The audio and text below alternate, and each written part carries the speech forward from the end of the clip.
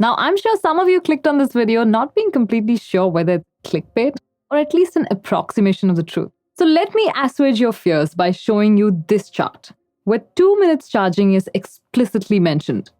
And here is a screenshot from the panel discussion, where Stanley Whittingham, 2019 Nobel Prize winner for his work on lithium-ion batteries, says he's really optimistic about this technology. And the gentleman on the top? J.B. Straubel, just Tesla's co-founder, no big deal. So right out of the gate, it is clear this is not vaporware. While QuantumScape has been around for 10 years and employs 200 people, it didn't really enter the public consciousness until it went public. On the first day, their stocks rose by 50% to 37.5. And now, well, see for yourself.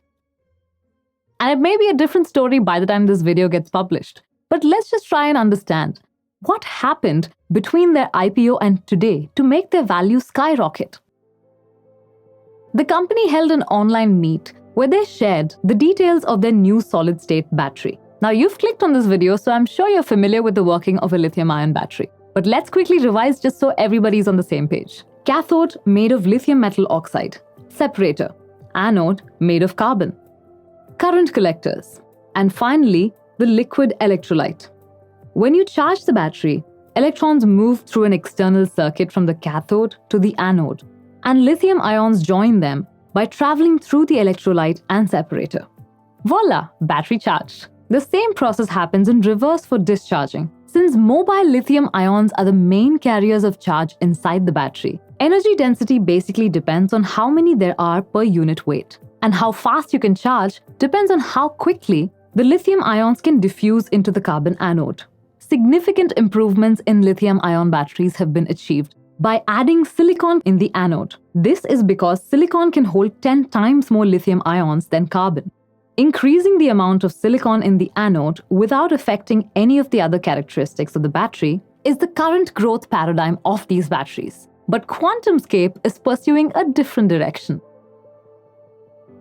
The cathode is pretty much the same as any other lithium-ion battery, lithium metal oxide. As for the anode, they have nothing. Nada. While charging, the lithium ions simply deposit on the current collector.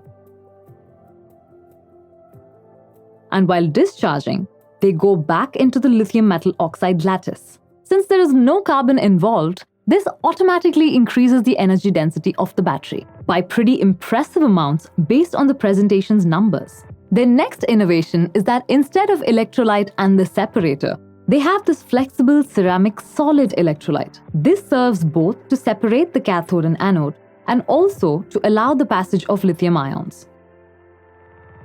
Solid-state batteries are not a new thing, and several corporate giants as well as startups have been developing them for ages. There are several benefits to having a solid-state electrolyte, primary among them being safety. They are much more resilient to fire.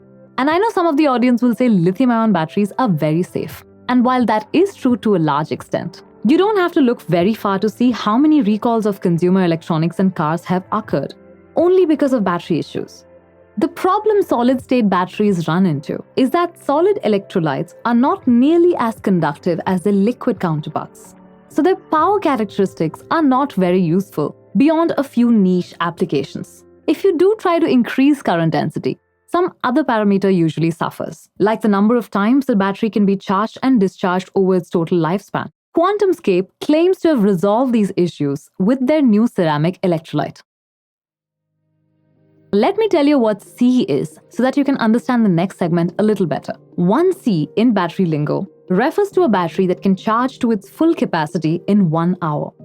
If your phone charges to 100% in 2 hours, then it's 0.5C. If it charges fully in half an hour, then it's 2C.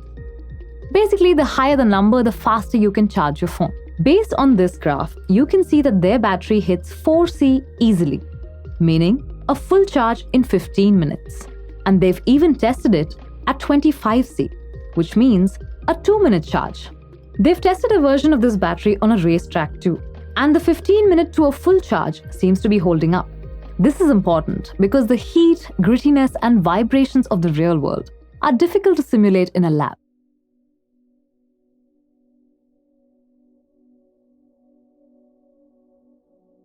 So why can't we charge lithium-ion batteries faster, you ask? Just connect them straight up to ITER and let the plasma take care of business. Well, I like your thinking.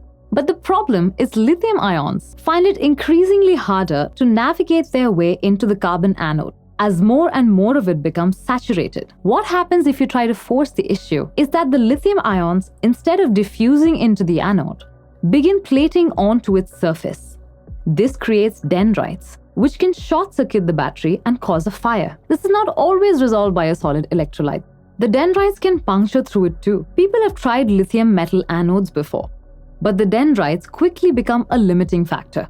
In QuantumScape's batteries, because the lithium is directly plated onto the collector, it forms smooth, clean layers, which prevents dendrites from growing because they need some kind of unevenness to get started. So what you're looking at is a battery that charges really fast. This is enabled by the high conductivity of their ceramic electrolyte, and also the fact that the lithium ions don't have to diffuse into carbon, but simply electroplate onto the collector. It is safe. Because the ceramic electrolyte is already oxidized, it cannot burn in air. That which is dead can never die. Next, the battery suffers less capacity fade over time. Because there is no anode to be damaged, it is self-healing with every charge and discharge. They didn't specifically put it that way, but it seems to be implied. Kind of like the liquid metal battery designed by the MIT professor Donald Sadoway. Go check out that video if you haven't already. The battery operates at a reasonable capacity, even when tested at -30 degrees. This immediately opens up situations where it would be more useful than conventional lithium-ion batteries. Lastly, it is more energy dense because of the lack of a permanent anode. So you can get more range or screen-on time based on what your use case happens to be. Fewer materials should also in principle make it cheaper when its manufacturing process is mature. They do claim that their batteries can be produced in a lithium-ion manufacturing facility with only a few modifications. If that's true, then it would go a long way towards offsetting some of the costs associated with transitioning to a new technology. Before you sell your house to invest in this company, there are a few things to consider. They're not planning to do any mass manufacturing until mid-2024. That's quite a ways away. And with Tesla's 4680 cells coming soon, many of their stated advantages may vanish by that time. The other thing people noticed was that they showed only a single pouch cell. I'm not sure just how difficult it is to get from that to a module, but if it was that easy, they would have shown that too, right? Or maybe they wanted to withhold that information so that they can quadruple the valuation again next year. Either way, that's something to think about. As far as cost of the materials go, it will probably be lower, yes. But that doesn't say anything about the difficulty of creating their ceramic electrolyte. It may be trivial and easy to scale, or it may be something that can be only done in a carefully controlled lab. They're not vaporware, that much is clear. There are credible people backing this, and Volkswagen just increased their investment in the company significantly. Their technology seems to offer hope of minimal charging times, longer ranges, and increased safety for electric vehicles. Lower prices? Maybe. But one of the panelists did mention that they would initially be used only in premium offerings for car manufacturers. So I wouldn't count on it. There are a lot of people who don't care so much about fast charging vehicles, but it is a deterrent for a lot of people. You can't fill up instantly like you can with fossil fuels, which is a step back in terms of convenience. Not for everyone, I understand that. But there are jobs that involve driving around all day, and it's not always possible for them to wait 30 minutes for a charge. So fast charging may be one of the things that helps EVs gain widespread adoption. There have been some announcements around solid-state batteries by other companies too. Toyota is going to showcase their solid-state battery-powered car in the Summer Olympics, and that may give us a glimpse into the state of the technology right now. We might be entering the beginning of a transition, but a lot of questions still remain. The only thing that is for certain, QuantumScape seems to have brought the future a little closer, while making a lot of people really, really rich.